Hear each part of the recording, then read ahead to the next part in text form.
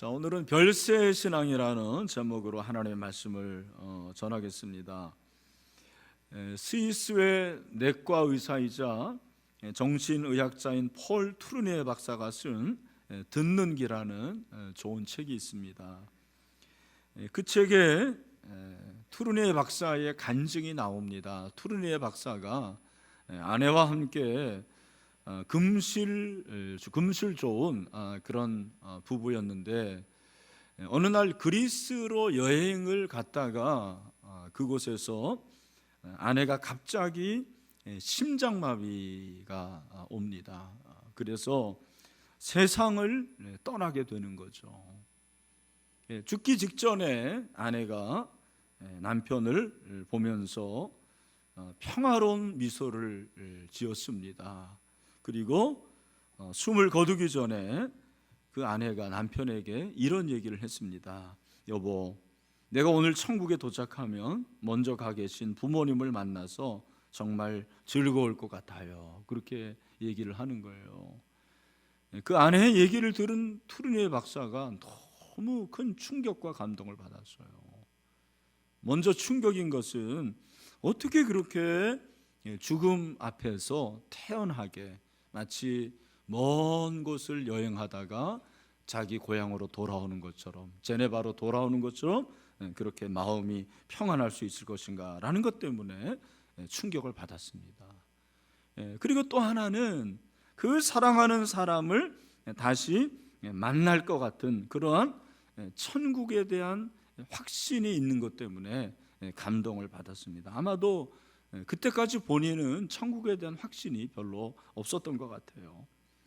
그래서 아내가 죽게 되고 그 아내의 죽음을 통해서 투르니에 박사는 천국이 확실히 있다라는 사실을 알게 되었습니다. 확신을 하게 되었어요.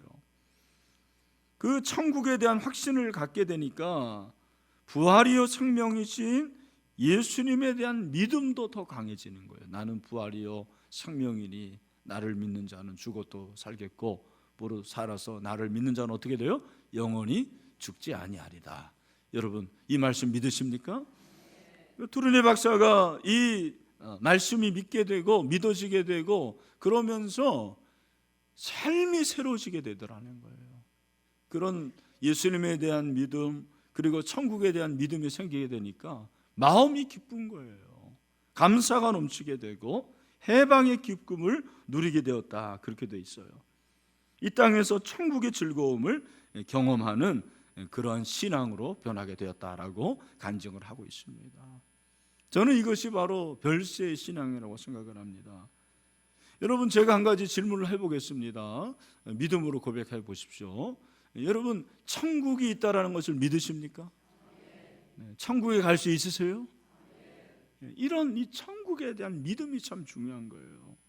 어떤 분들은 천국에 대해서 얘기하면 목사님, 이 과학의 시대에 무슨 천국이 있습니까? 나는 그냥 죽으면 끝이라고 생각을 해요. 그런 사람들 꽤 있어요. 제가 전도하다가 그런 분들 많이 만나봤어요. 나는 그냥 죽으면 끝입니다. 죽음 이후에 뭐가 있든지 나는 상관이 없습니다. 여러분, 그건 굉장히 무책임한 얘기거든요. 정말 천국이 있으면 어떡할 거예요? 여러분, 천국은 분명히 있습니다. 성경이 말씀하고 있습니다. 뿐만 아니라 천국을 경험한 사람들이 꽤 많이 있는 거예요. 제가 말한 적이 있는데, 말씀드린 적이 있는데, 이 퀴블러 로스 박사라는 사람이 수천 명의 환자 중에서 죽었다가 살아난 500여 명의 사람들에 대한 보고서를 받았대요. 이분이 이제 의사인데, 의사는 이게 죽은 사람들을 만나지 않습니까? 그렇게 수천 명의 환자 중에서 죽었다가 살아난 500여 명에 관한 보고서를 받았는데, 그 보고서 중에 많은 사람들이 죽은 후에 자기의 몸과 그 몸을 바라보고 있는 또 다른 자신의 몸을 가지고 있었다고 그래요. 이게 뭔지 아시겠죠? 내가 나를 보는 거예요. 그 영혼이 있다라는 거죠. 그 영혼이 내 몸을 보고 있는 거예요. 그런데 그들이 그 가운데서 지금까지는 한 번도 경험하지 못한 그런 놀라운 세계, 즐겁고 아름답고 기쁨과 좋은 것이 있는 세계를 바라보게 됐다는 거예요. 그걸 경험한 거예요. 거기가 어디겠습니까? 천국이죠. 반면에 어떤 사람들은 정반대로 아주 끔찍하고 정말 무시무시한 세계를 경험하게 된 거예요. 거기는 어딜까요? 지옥이라는 거예요. 그런 보고서를 통해서 이 사람이 무신론자였는데 예수님을 믿게 된 것이죠. 여러분, 천국은 분명히 있습니다. 아멘?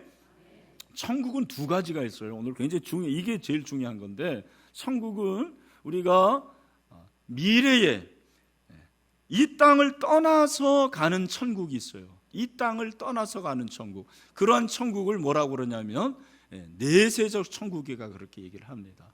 여기 이제 나올 겁니다. 자막이 안 나오네요. 자, 그리고 이 땅에서 누리는 천국이 있는데 그런 천국을 현세적 천국이다, 그렇게 말합니다. 그래서 두 가지 천국이 있는데 뭐가 있어요? 내세적 천국과 현세적 천국이 있다라는 것을 여러분들이 기억을 하시기를 바랍니다. 자, 그래서 오늘은 제가 천국 얘기를 좀 말씀을 드리려고 합니다. 먼저 오늘 이 본문은 변화산 사건이라고 그렇게 알고 있습니다. 예수님께서 어느 날 산에 올라가시는데, 산에 올라가시는 목적이 뭐냐면 기도하러 산에 올라가십니다. 28절을 보면 이 말씀을 하신 후 8일쯤 되어 예수께서 베드로와 요한과 야고보를 데리고 기도하시러 산에 올라가사. 뭐 하시러? 기도하시러 산에 올라가셨는데, 그 다음에 29절에 보니까 기도를 하시는 가운데서 용모가 어떻게 됩니까? 변화가 돼요. 그래서 변화산이라고 그러는 거예요. 예수님의 용모가 변화되고 그 옷이 휘어져 광채가 났다, 그렇게 말씀을 하고 있습니다. 이 변화라는 단어를 우리가 잘 알아야 되는데, 이 변화라는 것은 내면적인 그런 변화까지 다 포함을 하는 것입니다. 예수님께서 그렇게 변화가 되셨는데 그래서 변화산이라는 거예요. 예수님은 복음서에 나타나는 모습이 대부분 고난받는 모습이에요. 고생하시고 그리고 고통당하시고 시련당하시는 그런 고난의 메시아로서의 모습이 주로 나타나거든요. 그런데 자신의 모습 속에서 영광을 드러낸 경우가 오늘 본문에서 어쩌면 유일하다고 볼 수가 있습니다. 예수님께서 그렇게 산에 올라가셨는데, 여러분 오늘 28절에 보면 이 말씀을 하신 후라고 그랬습니다. 이 말씀을 하신 후. 이 말씀이 뭘까요? 이 말씀이 바로 22절에 있는 말씀이에요. 22절의 말씀을 한번 보시기를 바랍니다. 같이 읽죠. 시작. 일시되 인자가 많은 고난을 받고 장로들과 제사장들과 서기관들에게 버림받아 죽임을 당하고 제3일에 살아나야 하리라 하시고. 아멘. 그러니까 이 말씀은 무슨 말씀이에요? 쉽게 말하면 예수님의 십자가의 죽음과 부활에 관한 말씀을 하신 후에 어디에서? 가이사라 빌립보에서 하십니다. 베드로가 주는 그리스도시요 살아계신 하나님의 아들입니다라는 고백을 한 후에 8일 후에 바로 이 사건이 일어난 거예요. 예수님께서 그 베드로의 고백을 들으시고 무슨 말씀만 하시냐면 내가 십자가에 죽을 것이다, 그리고 3일 만에 부활할 것이다 라고 처음으로 말씀을 하셨어요. 여러분, 예수님의 말씀을 들었던 제자들이 예수님의 말씀을 믿었을까요? 안 믿었을까요? 네? 안 믿었어요. 아니, 못 믿었어요. 왜? 아니, 예수님이 메시아로 오셨는데 아직 활약도 제대로 하지도 않았어요. 자기 민족을 구원시키고 해방해야 되는데 예수님이 그런 일을 해본 적이 없거든요. 믿을 수도 없었고 믿지도 않았습니다. 그런데 8일 후에 변화산에서 예수님이 변화가 되셨습니다. 그런데 여러분, 예수님이 변화가 되실 때 갑자기 두 사람이 더 나타납니다. 그 두 사람이 누굽니까? 우리가 잘 아는 대로 모세와 엘리야가 나타나는 거죠. 30절, 문득 두 사람이 예수와 함께 말하니 이는 모세와 엘리야라. 그러니까 세 분이 된 거예요. 예수님과 모세와 엘리야 이렇게 세 분이 나타났는데 이 세 분이 대화를 했습니다. 그 대화의 주제가 바로 31절에 나옵니다. 우리 31절 말씀을 같이 한번 읽읍시다. 시작. 영광주에 나타나서 장차 예수께서 예루살렘에서 별세하실 것을 말할세. 아멘. 그 세 분이 서로 대화를 하는데 대화의 내용이 뭐예요? 예루살렘에서 뭐 한다고요? 별세. 누가? 예수님이 예루살렘에서 별세할 것을 말씀을 하셨어요. 여러분, 예수님이 예루살렘에서 별세, 이 별세라는 단어가 나오는데 성경에서 별세라는 단어가 한글로 딱 한 번 여기 나옵니다. 별세라는 단어가. 여러분, 별세가 뭡니까? 별세라는 것은 그리스어로 엑소더스라고 돼 있어요. 엑소더스. 이 별세라는 것은 엑소더스인데 이 엑소더스가 어디에서 나옵니까? 사실은 출애굽기가 영어로 뭐예요?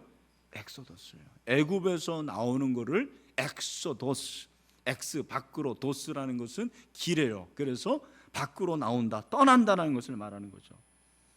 출애굽기에 나오는 이스라엘 백성 애굽을 떠나서 어디로 가는 거예요?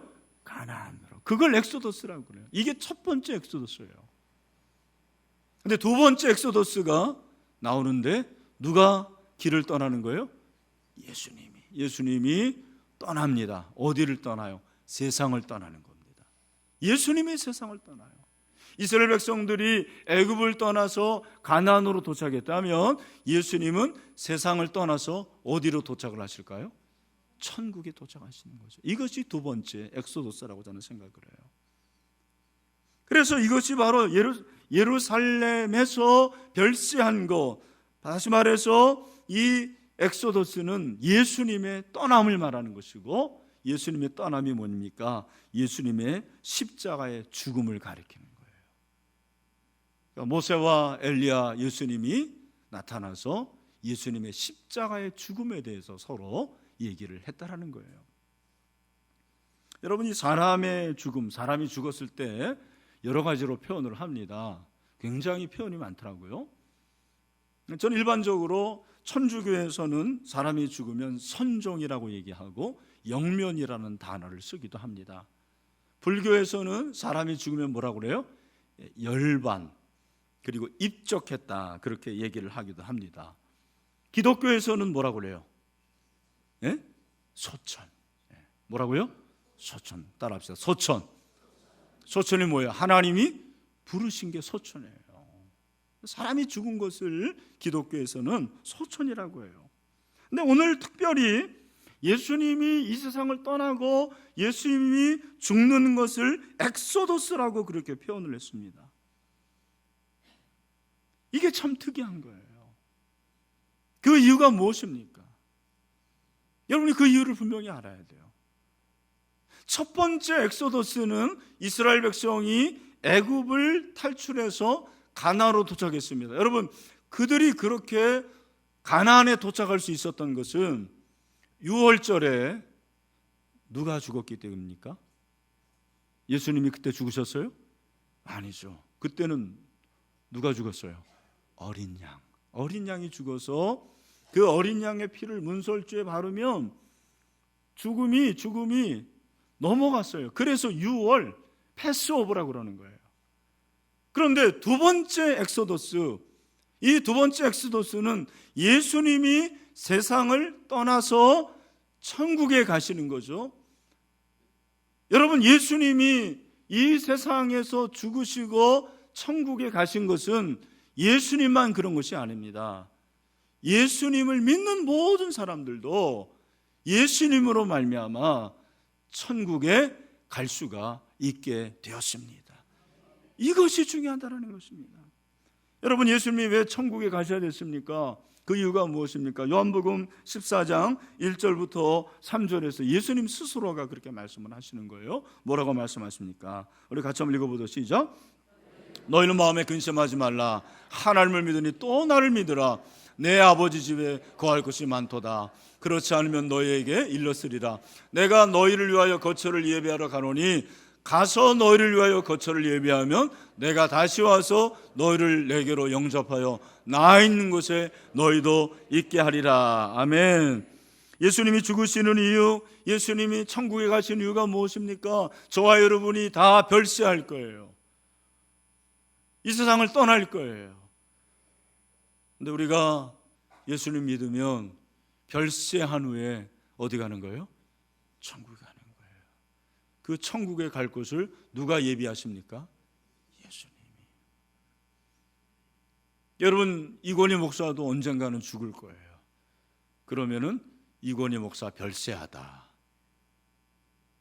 여러분, 저는 이 세상을 떠납니다. 그러나 저는 어디에 가는 거예요? 천국에. 왜? 예수님이 별세하셨기 때문입니다. 그분이 3일 만에 부활하셨기 때문입니다. 이 사실을 아는 것이 얼마나 중요한지 몰라요. 오늘 저와 여러분 가운데 이 별세의 신앙이 있게 되기를 바랍니다. 별세의 신앙. 나도 언젠가는 이 세상을 떠날 텐데 죽음을 잘 준비하고 천국을 사모해야 되겠다. 저도 젊었을 때는 이런 설교하면은 별로 느껴지는 게 많이 없었는데 요즘에는 실감납니다. 최근에 그 이어령 전 장관이 인터뷰를 했어요. 여러분 아시는 대로 암으로 지금 투병하고 있고 아마도 마지막 인터뷰가 아닐까 본인이 그렇게 얘기를 했습니다. 기자가 물어봤어요. 질문을 했습니다. 장관님, 뒤늦게 깨달은 생의 진실은 무엇입니까? 라고 했더니 이분이 하는 얘기가 모든 게 선물이었다라는 거죠. 내 집도, 내 자녀도, 내 책도, 내 지성도 다 하나님의 선물이었다라는 것을 깨달았다라는 거예요. 여러분 그렇지 않습니까? 모든 것이 은혜 아닙니까?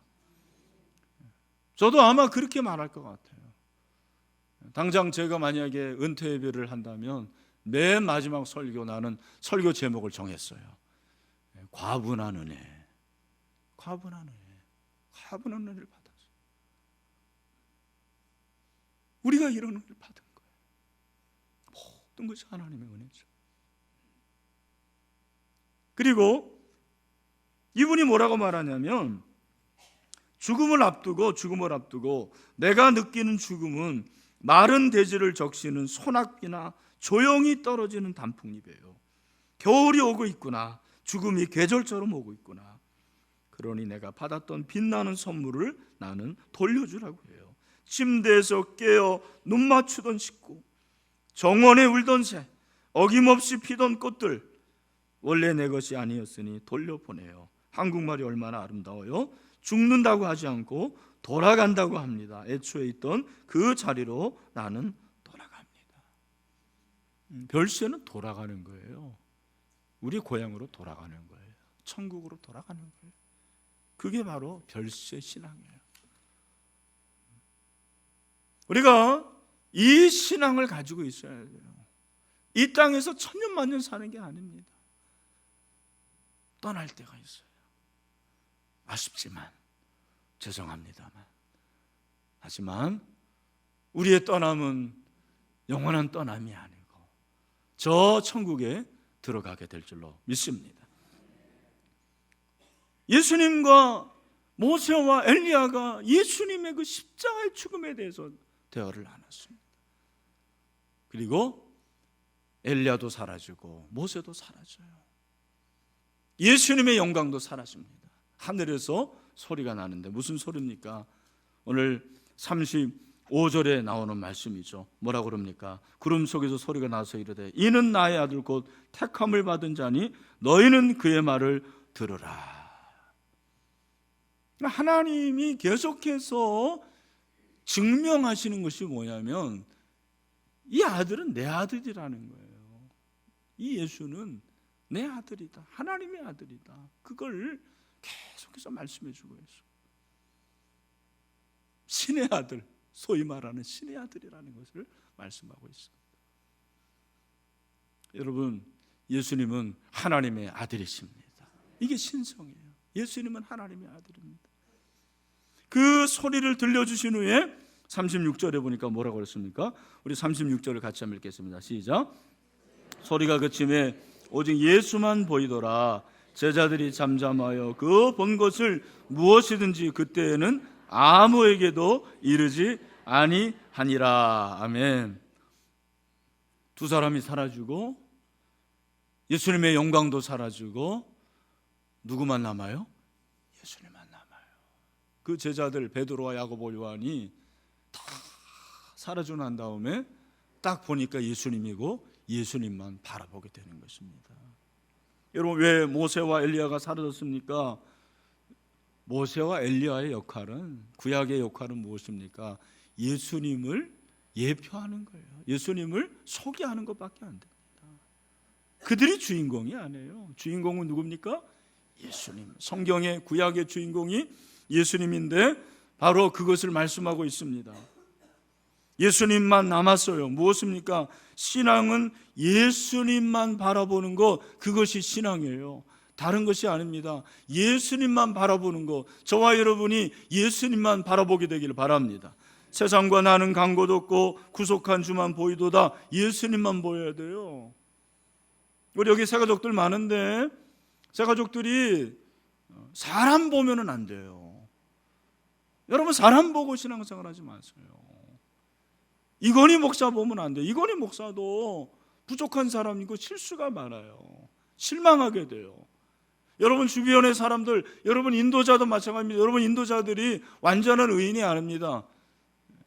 인도자들 한번 보시길 바랍니다. 예. 괜찮아요? 잘생겼습니까? 아름다우세요? 그러나 그 사람만 보지 마세요. 예수님 보기를 바랍니다. 여러분, 예수님 바라보는 신앙이 별세 신앙이에요. 예수님을 바라보시길 바랍니다. 근데 여러분, 예수님 바라보는 게 뭐? 예수님 보여요, 안 보여요? 그거 어떻게 볼 거예요? 이게 참 성경이 그래요. 예수님을 바라보자 목사님들이 얘기하는데, 그럼 여러분들이 질문을 해야지. 목사님, 예수님 바라보는 게 뭡니까? 예수님 안 보이는데. 그래서 어떤 사람은 또 그림을 그려다가 사가지고 예수님 본다고 그럽니다. 여러분, 그 그림에 나오는 그분 예수님이에요? 아니에요. 원래 예수님은 서양인이 아닙니다. 동양인인 거 아시죠? 근데 다 서양인처럼 그려놨잖아요. 동양인이에요. 그거 틀렸어요. 예수님 바라보는 게 무엇입니까? 저도 이 부분에 대해서 생각을 한번 해봤어요. 예수님 바라보는 게 무엇인가? 예수님 바라보는 게 무엇인가? 근데 우리 믿음의 선배들이 다 이런 고민을 한 거죠. 그 중에 한 분을 소개하는데 아이작 암브로스라는 청교도입니다. 이분은 1604년부터 1664년까지 60년을 사셨습니다. 여러분, 우리가 지금 60년 사는 거 굉장히 오래 사는 거예요. 그죠? 그 당시에는 60년이 굉장히 오래 사는 거였습니다. 근데 그 암브로스가 예수를 바라보자, 예수를 바라보라, 예수를 바라보라는 책을 지었는데 그 책에 이런 내용이 나옵니다. 한번 여러분 보시길 바랍니다.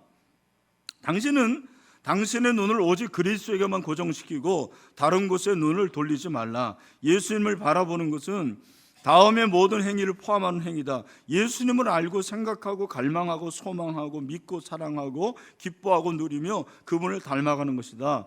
마음속에서 우리의 감정을 뒤흔들고 그로 인해 우리 삶에 영향력을 미치는 바라봅니다. 우리의 심령을 소생시키고 생명력을 갖게 하는 바라봅니다. 따뜻한 감정과 고양된 결단력, 거룩하고 올바른 대화 속으로 우리를 이끌고 빚어가는 바라봅니다. 한마디로 그것은 예수님을 내적으로 경험하는 바라봅니다. 그렇게 얘기를 했어요. 여러분, 여기서 중요한 것 지금 뭐냐면 예수님을 바라보려면 겉으로 보는 게 아니에요. 속으로 보는 거예요. 속으로 보는 것이 무엇입니까? 여러분이 예수님을 바라보기를 원하십니까? 그러면 첫 번째 해야 될 것이 무엇이냐면 예수님이 여러분 안에 계셔야 됩니다. 예수님을 영접하셔야 됩니다. 예수님이 없는 사람은 예수님을 바라볼 수가 없는 거예요. 예수님이 내 안에 계시면 내가 내면적으로 예수님을 바라보게 되는데 그 예수님을 바라보는 것이 무엇이냐면 예수님을 사랑하는 거예요. 예수님을 사랑하게 돼요. 내가 자꾸 그분을 만나기를 원해요. 기도하는 이유가 그래서 기도하는 거죠.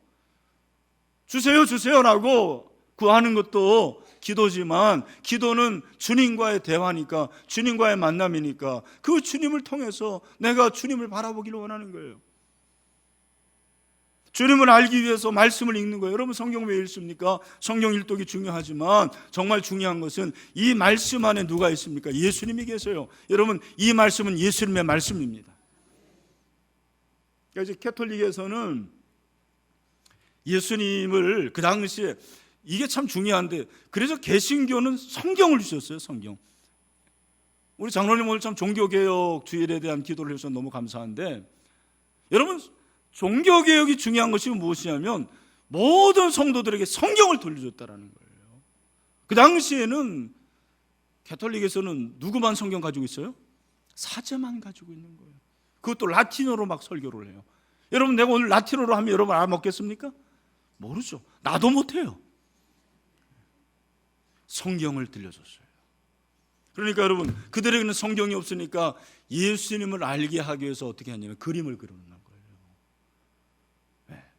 왜 성당에 그렇게 그림이 많냐, 성화가 많냐? 성경이 없으니까. 그걸 보면서 예수님이 아기를 낳으셨지, 마리아를 통해 가지고. 그리고 예수님이 산상수훈을 말씀하셨지. 그런 그림이에요. 다. 특별히 동방종교 같은 데도 그렇습니다. 여러분, 우리가 말씀도 사랑해서 읽어야 돼요. 정말 예수님을 사랑하면 말씀을 통해서 예수님을 바라보게 됩니다. 정말 사랑하면 되는 거예요. 제가 이 10월 마지막 그때 되면, 10월 마지막 날 제가 늘 생각하는 게 있어요. 여러분 어떤지 모르겠지만 저는 10월 마지막 날 1991년 10월 31일 날 박은실을 만났습니다. 제가 그날 제 아내를 만나고 얼마나 좋았는지 늘 생각이 나는 거예요. 공부할 때도 생각나고, 그때 교육전사였는데 심지어는 기도할 때도 생각이 나서 사단아 물러가라 막 그렇게는 안 했지만 그런 마음으로 했습니다. 왜냐하면 너무 사랑하니까 늘 생각하는 거예요. 여러분, 우리가 왜 천국 가는지 아십니까? 왜 천국 가려고 그러는지 아세요? 지옥 안 가려고. 그건 굉장히 소극적인 목적이에요. 정말 적극적인 목적이 뭔지 아십니까? 영원토록 예수님을 사랑하려고 천국 가는 거예요. 왜 결혼해요? 내 아내하고 내 남편하고 영원토록 살려고 그러는 거예요. 헤어지지 않고. 그래서 여러분 결혼한 거죠? 네. 지금은 아니죠. 빨리 좀 나갔으면 좋겠죠. 네. 회개하시길 바랍니다. 네. 그래서 우리가 이 별세신앙이라는 것은 다른 게 아니고, 내가 천국을 바라봐야 되는데 그 천국을 바라보면 천국이 안 보이잖아요. 천국을 바라보고 사모하는 것은 예수님을 바라보고 예수님을 생각하는 거예요. 그래서 기도도 하고, 그래서 말씀을 읽는 거죠. 히브리서 12장 1절부터 3절, 2절 3절만 읽죠. 같이 한번 히브리서 12장 2절과 3절 말씀 같이 읽겠습니다. 시작. 이러므로 우리에게 구름같이 둘러싼 허다한 증인들이 있으니 모든 무거운 것과 얼매이기 쉬운 죄를 벗어버리고 인내로서 우리 앞에 당한 경주를 하며 믿음의 주여 또 온전케 하신 예수를 어떻게 바라보자. 예수를 어떻게 바라보자. 여러분, 별세신앙이 뭐냐면 이 세상에서 천국 바라보면서, 천국 사모하면서 예수님 바라보고 예수님 생각하는 것입니다. 여러분, 그런 별세신앙이 있게 되기를 주님의 이름으로 축원합니다. 아멘. 여기서 끝나면 안 되고 또 한 가지가 있습니다. 그게 이제 내세적 천국이고, 오늘 본문에 보면 그 다음에 어떤 내용이 나오냐면, 여러분, 제자들이 이렇게 베드로, 야고보, 요한이 변화산에 있는 동안 그 산 아래는 9명의 제자들이 있지 않았습니까? 12명 빼기 3명은 몇 명이에요? 9명이잖아요. 그 9명이 산 아래에 있었는데 어떤 일이 일어납니까? 어떤 아버지가 아들을 데려오는데 그 아들이 귀신에 들린 거예요. 고쳐달라 그러는 거죠. 귀신을 내쫓아 주세요. 근데 그렇게 합니까? 못합니까? 못해요. 그렇게 못해요. 제자들이 얼마나 창피했겠어요. 그때 예수님과 세 제자가 내려왔어요. 무슨 일이냐 그랬더니, 예수님, 저 아버지가 아들 데려왔는데 아들이 귀신 들렸는데 저희들이 못 고쳤습니다. 그래, 너희가 정말 믿음이 없구나. 쫓아내 주셨어요. 여러분, 우리는 여기서 산 위와 산 아래를 한번 생각해 보는 거죠. 산 위에서 얼마나 놀라운 신비스러운 그러한 현상이 일어나는지 몰라요. 그래서 베드로가 뭐라고 말하는 거예요? 베드로가 우리가 잘 아는 말씀 33절에 예수님, 여기가 좋사오니, 그런 말을 합니다. 여기가 좋사오니. 우리 그런 얘기 많이 하잖아요. 여기가 좋사오니. 여러분, 교회가 얼마나 좋습니까? 저는 맨날 교회에서 예배만 드리면 좋겠어요. 여러분은 아닌 것 같으네요. 예배만 드리면 얼마나 좋아요. 교회만 있으면 얼마나 좋아요. 그러나 세상으로 가야 돼요. 콩가루 지방 같은 가정에 들어가야 되고, 지옥 같은 직장에 가야 되고, 그 경쟁이 있는 그 상업에 들어가야 된단 말이에요.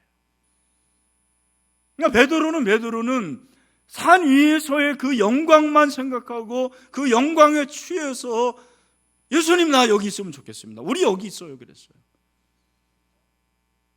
근데 그 영광은 없어져요. 예수님만 남고, 예수님과 그 세 제자들도 결국 어디로 가야 돼요? 산 아래로 가야 돼요. 산 아래로 갔을 때 거기에는 문제가 있었어요. 여러분, 세상은 문제가 많은데요. 근데 여러분, 예수님이 왜 예수님이 귀신 들린 자를 고쳐주시고 병든 자를 고쳐주시냐? 제가 한번 말씀드렸죠. 그게 하나님 나라가 있다라는 것을 말씀하시는 거거든요. 사단의 나라를 파는 거예요. 그러니까 우리가 그냥 기적을 볼 때 기적만 생각하면 안 되고, 그 기적을 왜 행하시느냐, 그 목적을 알아야 됩니다. 그 목적을 예수님이 말씀하셨어요. 마태복음 12장이죠. 28절 말씀 다 같이 한번 읽겠습니다. 시작. 그러나 내가 하나님의 성령을 힘입어 귀신을 쫓아내는 것이면 하나님의 나라가 이미 너희에게 어떻게 임하였느니라. 뭐가 임하였더라? 하나님의 나라가 임했다. 여러분, 그 하나님의 나라가 무엇입니까? 하나님의 나라라는 것이 굉장히 어려운 거예요. 그러니까 여러분, 그 당시 바리새인들도 예수님, 도대체 하나님 나라가 뭡니까? 하나님 나라가 임하는 게 뭡니까? 그랬을 때 예수님께서 누가복음 17장 20절부터 21절에서 뭐라고 그랬어요? 바리새인들이 하나님의 나라가 어느 때 임하니까 묻거늘 예수께서 대답하여 이르시되 하나님의 나라는 볼 수 있게 임하는 것이 아니요 또 여기 있다 저기 있다고 못하리니 하나님의 나라는 어디에 있다고 그랬어요? 너희 안에. 그러니까 너희 안에 있다는 것은 하나님의 나라가 지금 우리 안에 있다는 거예요. 여러분, 하나님의 나라가 여기에 있습니다. 하나님의 나라가 여러분의 가정 가운데 있는 거예요. 하나님의 나라가 여러분의 직장 가운데 있습니다. 하나님의 나라가 우리 대한민국 안에 있습니다. 그런 의미에서는 여러분, 하나님의 나라는 통치의 개념이라는 거예요. 통치의 개념. 하나님이 통치하시는 나라가 하나님 나라고, 하나님이 통치하시는 그 나라에 저와 여러분은 백성이죠. 그러면 하나님의 나라가 임했을 때 우리가 해야 할 일이 무엇입니까? 그 하나님 나라의 즐거움을 누려야 되는 것입니다. 예수님께서 그걸 원하신 거예요. 사단을 물리쳐 주셔서 천국이 임하게 하시고, 하나님의 나라가 임했을 때 사단은 거짓인데 거짓이 물러가고 즐거움과 진리와 기쁨이 충만한 거죠. 여러분, 별세신앙이 저 산 위에서, 그죠? 저 산 위에서 내세를 바라보고 천국을 사모하고 예수님 바라보는 그것만이 별세신앙이 아니에요. 별세신앙은 뭐냐? 산 아래로 내려와야 돼요. 산 아래에 내려와서 우리 하나님이 우리에게 주시는 그 천국의 기쁨을 누릴 수 있는 것, 그것이 별세신앙이라는 것을 우리에게 말씀하고 있습니다. 여러분, 세상이 죄가 많고 세상은 타락하고 세상은 오염되어 있지만 성경적인 세상과는 또 다른 것이 있는데, 그것이 무엇입니까? 그 세상이 하나님의 나라라는 것입니다. 아직 임하지 않은 하나님의 나라예요. 아직 임하지 않은 천국입니다. 그 아직 임하지 않은 천국의 기쁨을 누리시기를 바랍니다. 저 같은 사람도 누리는 걸 잘 못해요. 누리는 걸 잘 못해요. 막 누리면은 죄의식이 생겨요. 내가 이렇게 누려도 되나? 이렇게 좋은 음식 먹어도 되나? 이렇게 좋은데 여행 가도 되나? 그런 생각하는 거예요. 물론 귀하죠. 근데 한편 생각하면, 제가 요즘에 생각하는 것은 하나님이 내게 주신 것을 누리는 것도 영성이구나, 그런 생각이 들어요. 여러분, 여러분에게 주신 것을 누릴 수 있게 되길 바랍니다. 누리십시오. 저는 우리 신일교회 성도들이 누리면 좀 좋겠어요. 막 쥐어짜고 강제적으로 그런 게 아니고 내게 주신 것을 누릴 수 있는, 감사할 수 있는 은혜가 있게 되길 축원합니다. 저는 그런 의미에서 여러분들에게 한 가지 부탁합니다. 마지막으로 여러분의 가정부터 천국을 만드시길 바랍니다. 여러분, 가정이 천국이 돼야 돼요. 아무리 힘들어도 가정에 기쁨이 있으면 일어날 수가 있어요. 우리 남편들 제발 부탁합니다. 아내들에게 좀 기쁨을 주시길 바랍니다. 대한민국은 남자만 잘하면 돼요. 제가 보니까. 네.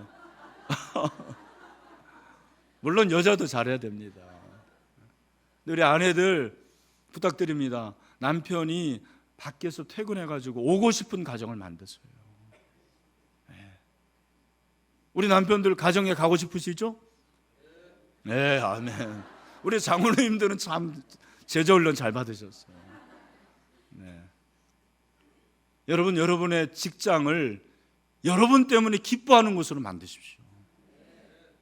이번 주에 몰라요, 여러분들이 설교를 얼마나 기억할지 모르지만 한 가지라도 돌아가서 우리의 가정을 천국으로 만듭시다. 우리의 직장, 우리의 생업을 천국으로 만들었으면 좋겠어요. 저는 목사로서 우리 신일교회를 위해서 내가 뭐 대단한 일을 하는 게 아니고 여러분들을 천국 가게 만들면 된다고 그랬잖아요. 그리고 또 한 가지는 여러분들이 우리 신일교회에서 신앙생활하는 것이 천국 같은 기쁨을 누리게 하면 되는 거예요. 여러분, 그렇게 되기를 축원합니다. 아멘. 말씀을 맺습니다. 별세신앙 두 가지, 내세적 신앙, 예수님 바라보면서 천국을 사모합시다. 그리고 현세적 천국 무엇입니까? 이 땅에 하나님 나라, 그 하나님 나라를 우리가 세우고 기쁨을 누릴 수 있는 저와 여러분이 되시기를 주님의 이름으로 축원합니다.